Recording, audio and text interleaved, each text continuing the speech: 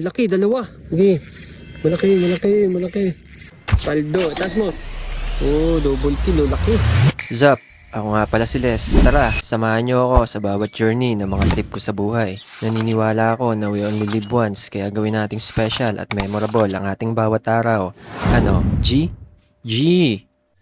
Zap, mga ka-G, ngayong araw nga ay samahan nyo kaming humarbest ng pangsigang. Kasama ko pala ngayong araw itong pamangkin ko. Bibinyagan na namin yung pinagawa nating bangka. Dito pala ulit kami dumaan sa Mahiwagan Lagusan.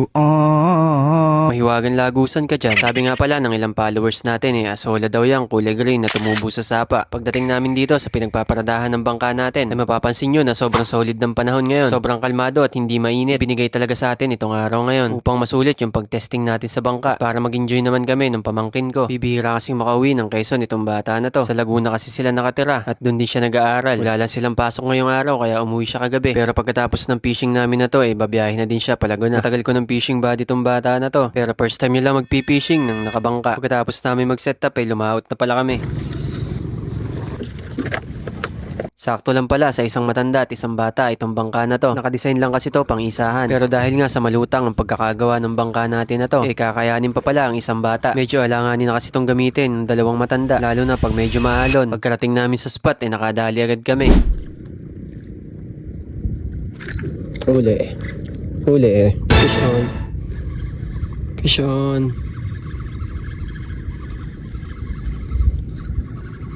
on. Uy, nasa balawi. Fish on, 0. Nabisogo na tayo. Ako na to, saging ko. I'm not. 1-0. Hintayin mo lang, basta nakalutang lang yung bato-bato mo. Yung sakto lang siya. Di ba, kunwari ito. Pag naramdaman mo, di ba, titigil, lalambot yung line mo. Angat mo ng konti. May sinisibad ka? Uy, fish on. Wow! Yes! Uy! Puso. Paano mo kukunin? Hilahin mo yung tali. Taas, hila pala. Yan. Hindi mo nahihila. Luwagan mo. Luwag, yan. Tignan mo kung nahihila mo na. Yan. Tapos itindig mo, yan. Yan. Ipitin mo ng ano mo. Nice one. Ay, tapos na pala. Nainaman si kuya, hindi na nag-voice over. Hinasa na sa original audio no? Crap na lang ng clip sabay patong ng sound effects. Pwede nang pang YouTube.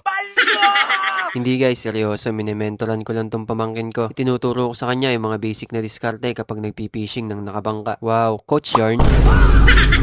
Sanay kasi siya na kapag may huli, pinapatong nilang sa lapag yung kanyang rod. First time niya lang pumaldo dito sa fishing namin na to. Madalas kasi pag nagpipishing kami sa shore, nasisiro kami. May huli man, napakaliliit. Pero okay lang yun, sina Master Ellie nga, nasisiro din Tayo pa kayo mga bagito sa pagpipishing. Dito nga napansin ko na confident na siyang kumuha at magtanggal ng huli. Hindi katulad kanina na hindi niya alam ang gagawin. Yun yung kumagat sa akin, hindi ko nahuli. Ito nga pala guys, yung highlights ng fishing namin. Naka-double hook set yung pamangkin ko dito. Kasunod lang kaming kinagatan. Maliit na bisugo yung kumagat sa akin. Mamaw naman yung sa kanya. Malaki. Hindi. Malaki. Sige, laki. Dalawa, ang laki. Dalawa. Sige. Paldo. Nung mapaland namin, yung huli niya ay siya na din ang pinagtanggal ko. Para kung sakaling makahuli siya ng mas malaki, alam na niya ang gagawin. Isuot mo yung daliri mo yan. Dapat kasi tigkabila. Wala kasi kaming dalang gloves kaya sahasan ko na pinahawakan para na din hindi na maglikot yung isda. Baka kasi magpapalag pa yung isda kapag sa katawan ko pahahawakan. Baka matinik pa siya. Grabe yung huli mo Championship Dito ay nagsabit naman yung line namin. Nagbigay lang din ako ng konting tips. Nagtuloy-tuloy lang yung kagatan dito sa spot namin. At nang medyo tumumal na sa spot namin, puro butete na din ng mga sumisibad. Ang ganun puto, animal. Mga putol, mga butete, Magawa tayo mago. Medyo patanghali na din kasi. Babiyahe pa tong pamangkin ko. Tsaka may lakad din ako. Kaya nagpasya kami na umuwi na. Sulit na din naman kasi yung aming fishing. Pagbalik namin malaki na yung hibas. Buti na lang at may katulong ako. Kaya ko naman buhatin niya mag-isa. Pero pinatulong ko na tong pamangkin ko para ma-experience na din niya. Para na din may babaunin siyang kwento tungkol sa experience niya sa pagpipishing namin. Kung nakaabot ka sa punto ng video na to, maraming salamat sa panonood. Pwede mo akong i-follow para maging updated ka sa mga upcoming adventures pa natin. Hihilit na din pala ako ng like at share. Hanggang dito na lang mga ka-G. See you next video. Peace out.